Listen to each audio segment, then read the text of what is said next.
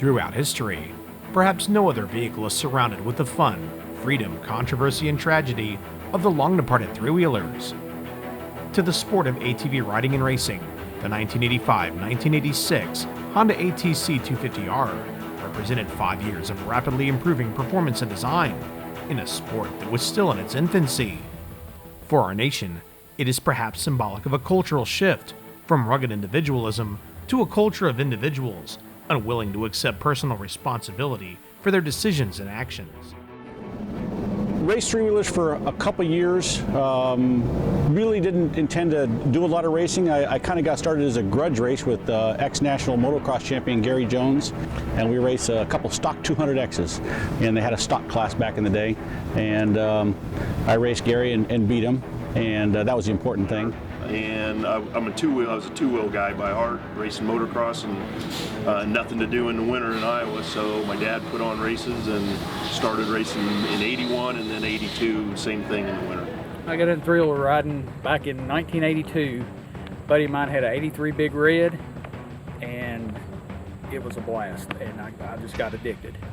I actually broke off and started getting into dirt bikes, but I kept slowly transitioning back into three-wheelers, and I just couldn't get away from them. When Honda released the 1981 ATC250R, it was the first and only pure performance ATV produced by a major manufacturer. The 81 and 82 specifications seemed lacking by today's standards, but were unrivaled at the time. Until the release of the 250R, ATC 110s and 185s were primarily the ATV racing weapons of choice. The 248cc air-cooled two-stroke was fed by a small 27mm slide valve carburetor. The transmission was a manual clutch 5-speed. The 81 ATC 250R was the first fully suspended three-wheeler, with 6.7 inches of wheel travel up front and 4.3 inches of travel out back.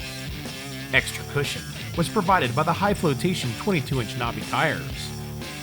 Its wheelbase was 47.1 inches long, with a narrow 42.3-inch width, which allowed the machine to negotiate the dirt bike-dominated world it lived in. 1982 was a year of minor updates for the R, with the addition of a rear hydraulic disc brake and drilled rotors at both ends. It also received a new headlight design and engine shutoff switch. Honda was the first major manufacturer to jump into factory-sponsored ATV racing. Their first appearances date back to late 1980 and 81 at certain outdoor races in Southern California and at certain supercross events.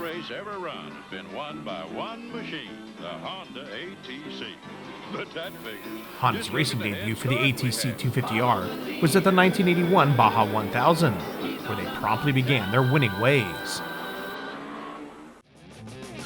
Along with all-new styling for 1983, Honda worked hard to close the performance gap between the 250R's two-stroke engine and its handling.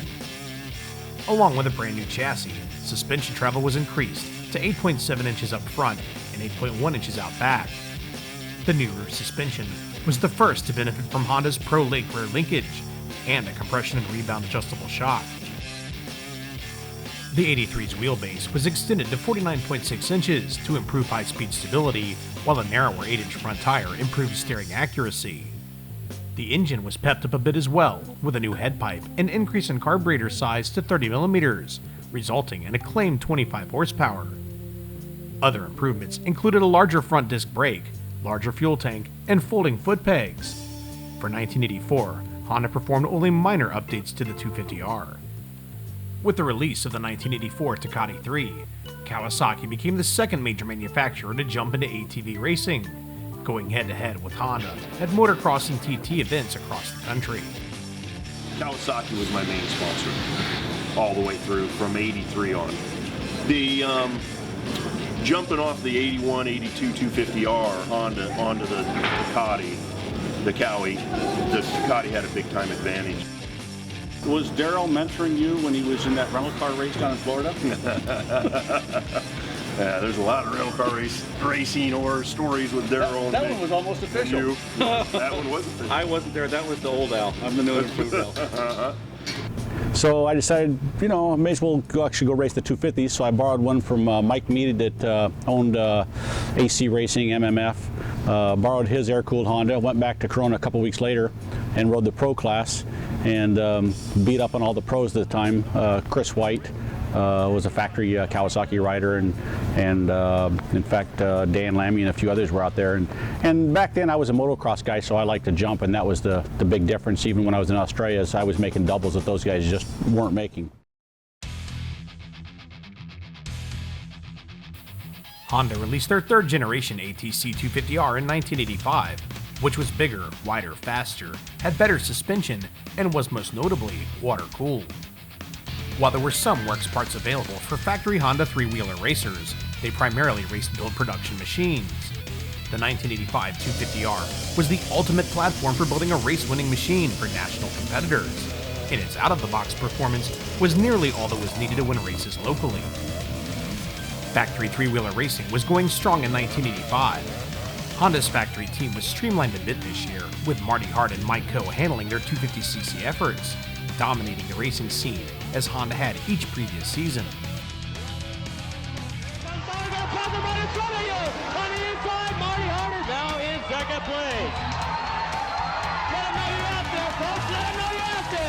Marty Hart is riding the race of his life. Can you believe this? He did not quit. He did not quit. He was last place and he did not quit. 84, when Honda came out with the new 250R in 85, we were definitely at a disadvantage. I remember your fierceness. I remember you going against Marty in Ohio. We raced that little dog pony track at Columbus, Ohio at the fairgrounds, and I was in the perfect position to see it. I was standing off the side of the track.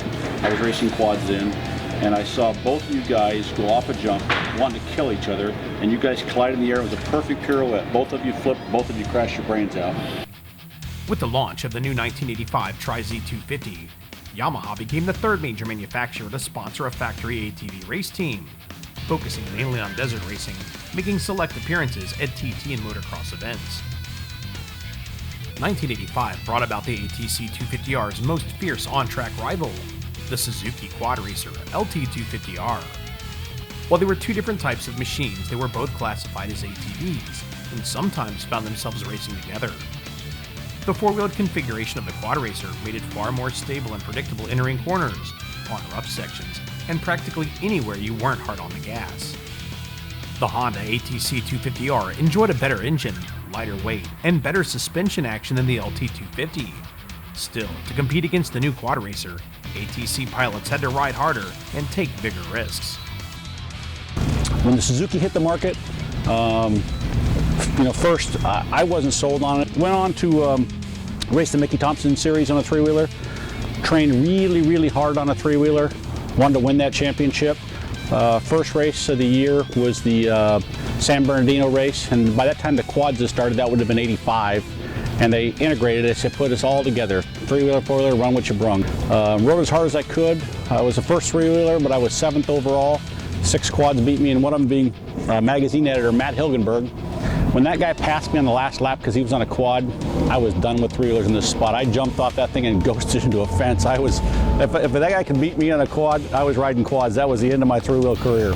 Honda jumped into the high-performance four-wheel market in 1986 with the iconic TRX 250R. Despite the new four-wheelers hitting the market, 1986 was a big year for three-wheeler fans. Kawasaki released the brand new Takati 3. The new Takati had a fast motor that could outrun the Honda at high RPMs. Mid-range power was greatly improved, but low-end power was still lacking. The new Takati suspension was improved, but still too soft, and it didn't handle as well as the Honda. Honda racers needed a little motor work to make their ATCs as fast as the Ducatis for TT-style tracks. However, the more rough the track, the more it favored the Honda. And then when the Cowie came out with their 86, which was their last three-wheeler, I felt we were maybe even a step up, but at least as good as the 250R. A number of refinements were made to the 1986 ATC 250R. Rather than trying to make the ATC as fast as the Ducati, Honda focused on improving handling and ergonomics, raising the R's level of refinement over the competition. In 86, I was doing some work. Kawasaki needed me to help Jimmy White a little bit, so I was working on Jimmy White's jumping and helping him on his jump stuff. and I spent a bit of time on Jimmy's Cowie. In fact, I even rode his race bike. Kawasaki's had probably the best motor, especially the 86 model. It was real close to the bike motor, but just never got a grip on the chassis. So Honda's for me. 1986 was the final production year for the ATC250R.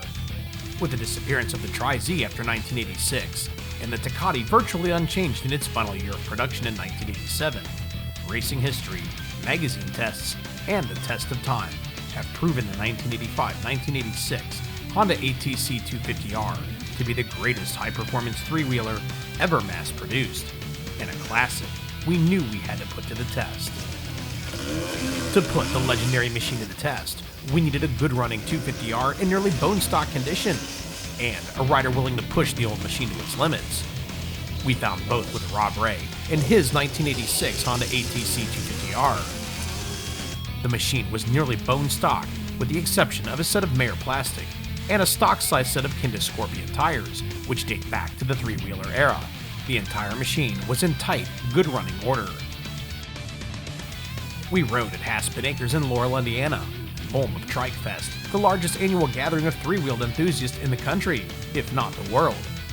Haspin's tracks were dry and hard-packed, perfect for sliding around on the three-wheeler. We also raced the machine at Early One's Indoor Motocross in Maysville, Kentucky for additional track time.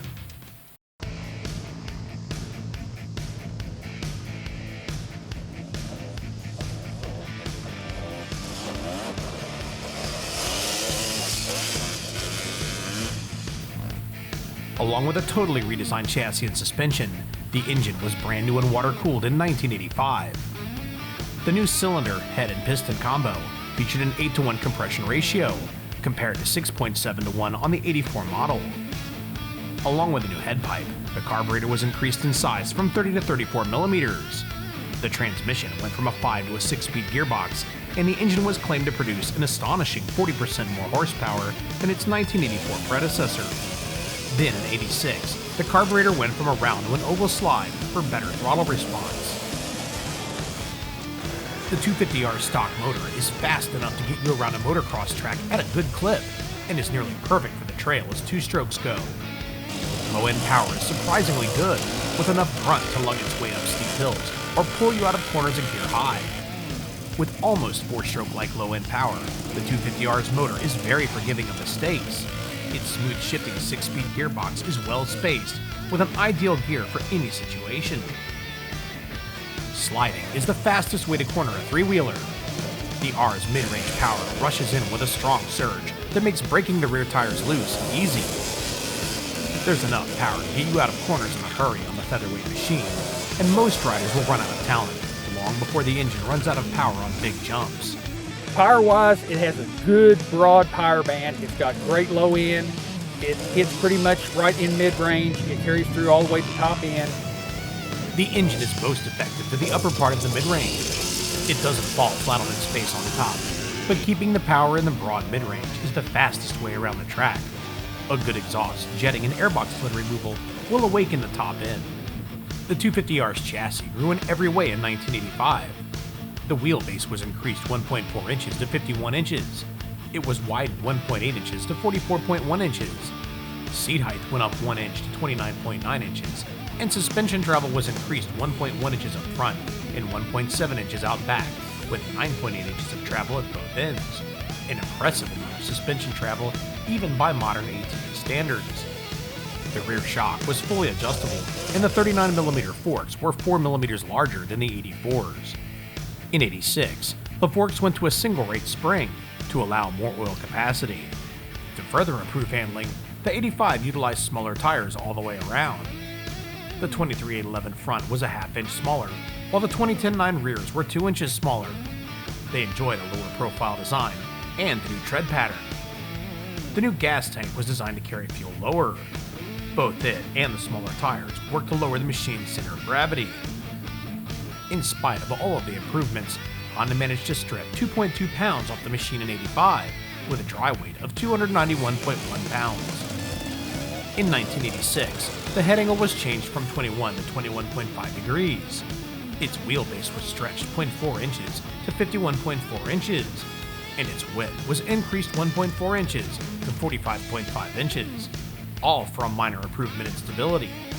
Still, Honda managed to take another couple pounds off the R, reducing its dry weight to 289 pounds. The 8586 ATC250R handles as predictably as can be expected from a stock three-wheeler, thanks to its third-generation chassis and suspension, which is surprisingly good by today's standards. The R is light and nimble feeling, whether you're pitching it into a corner, making a mid-flight correction, or floating the front end through whoops. Ample engine power and good weight balance make the 250R feel predictable and consistent launching into the air. Raising the front end for wheelies is easy, yet you can surprisingly tackle some steep inclines on the trail. Despite steering a bit slower than the 85, the 86 250R's responsive steering and snappy broad power band make breaking the rear tires loose and pitching the back end out for power slides a simple, repeatable task. A wider aftermarket axle is necessary to get the most out of the R on a motocross track and was a common mod back in the day. The stock axle is adjustable, but only wide enough for trail use, letting you choose between two levels of instability. Straight line high-speed stability is good for a three-wheeler, where its trail width lets you more easily pick your way through uneven bumps. Of course, all of the machine's good handling traits are dependent on your ability to ride a three-wheeler well. If you try and ride as hard as you do on a quad or a dirt bike without sufficient practice, you'll wind up on your head in a hurry. Quads hit twice as many bumps as dirt bikes. Three-wheelers hit 33% more bumps than quads. Impacting more bumps with less stability, suspension is essential to the handling of a three-wheeler.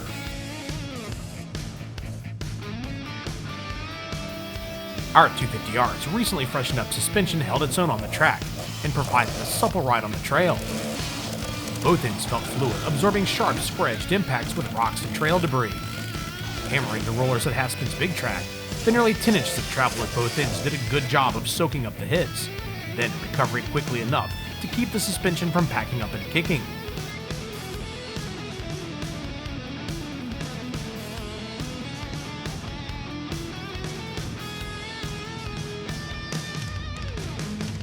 You can go surprisingly big on a modern motocross track without bottoming hard, as long as you nail the downside of the jumps. There's enough bottoming resistance for lighter or beginner to intermediate level riders, but heavier or expert level riders will need stiffer springs, especially on a modern motocross track. The forks reach their limits a little easier than the rear shock. However, suspension action is well balanced overall. The setups seem to be a little more plush than on a modern machine, sacrificing a little big hit resistance to gain control and go faster everywhere else on the track.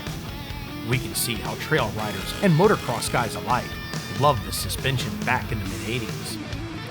Suspension-wise, it's 25-year-old suspension, but for stock suspension, I was out here, I'm hitting jumps that the quads haven't been hitting. And the rollers on the big track, I was fifth gear pin through them. The brakes received dual piston calipers at both ends in 1985. In 86, the rear brake holder's design was improved. At the time, the brakes were top-notch, and in spite of their stock-aged brake lines, they delivered good stopping power to this day. After a complete ergonomic makeover in 1985, Honda added 8/10 of an inch to the seat height in 1986, raising it to 30.7 inches. The foot pegs are considerably narrower, less comfortable, and feel less secure than today's pegs. The relationship between the bar seat and pegs seem best suited to riders under 6 feet tall. You sit very low on the machine, which helps for sliding around on TT tracks, but it makes getting in and out of the saddle more difficult out on the trail or on a rough motocross track. Leg strength and good hip flexibility are required to ride an ATC aggressively. Durability-wise, it is a very durable bike. It gets ridden. It's not something that sits up in a garage anywhere, and I don't ride it easy, but I do maintain it, and it has held up for me since '05.